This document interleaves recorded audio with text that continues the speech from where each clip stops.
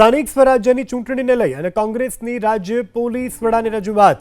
ચૂંટણી દરમિયાન પોલીસની સાથે અયોગ્ય કામગીરીના આરોપ સાથે રજૂઆત। પોલીસ કર્મચારીઓએ ભાજપના કાર્યકરની જેમ કામ કર્યાનો આરોપ।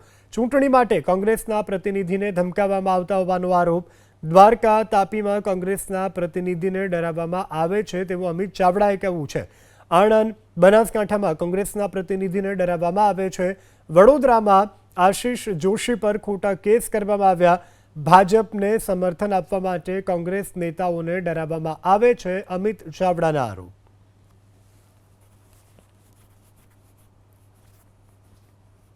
દ્વારકા જિલ્લામાં એલસીબી ને એની ટીમ રાત્રે 1 વાગે જે હોટલમાં કોંગ્રેસના ચૂંટાયેલા સભ્યો રોકાયા હોય એ હોટલના દરવાજા ખોલાવે।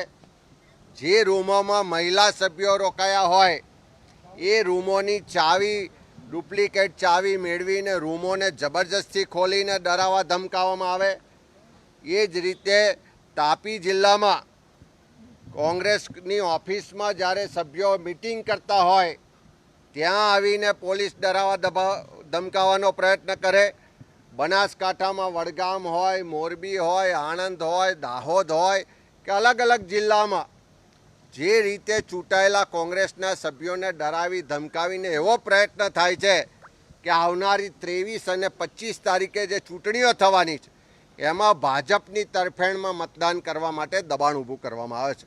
કે થોડા દિવસ પહેલાં વડોદરાના અમારા ચૂંટાયેલા કોર્પોરેટર આશીષ જોશી, જેની પર બિલકુલ ખોટી રીતે દારૂનો કેસ કરવામાં આવે છે। બુટલેગર પોતે પોતાના જામીન માટેના નિવેદનમાં લખાવે છે કે આ દારૂ અમારે ત્યાં સામાજિક પ્રસંગ હતો એના માટે મંગાવ્યો છે, અને બીજી બાજુ એફઆઈઆર એવી નોંધવામાં આવે છે કે આશીષ જોશીએ દારૂ મંગાવ્યો તો આશીષ જોશીની ધરપકડ કરવામાં આવે છે, ખોટા રિમાન્ડ આપવામાં આવે છે, અને ત્યાર પછી જ્યારે જામીનનો સમય આવે ત્યારે 111ની કલમ ઉમેરીને ફરીથી જેલમાં મોકલવામાં આવે છે।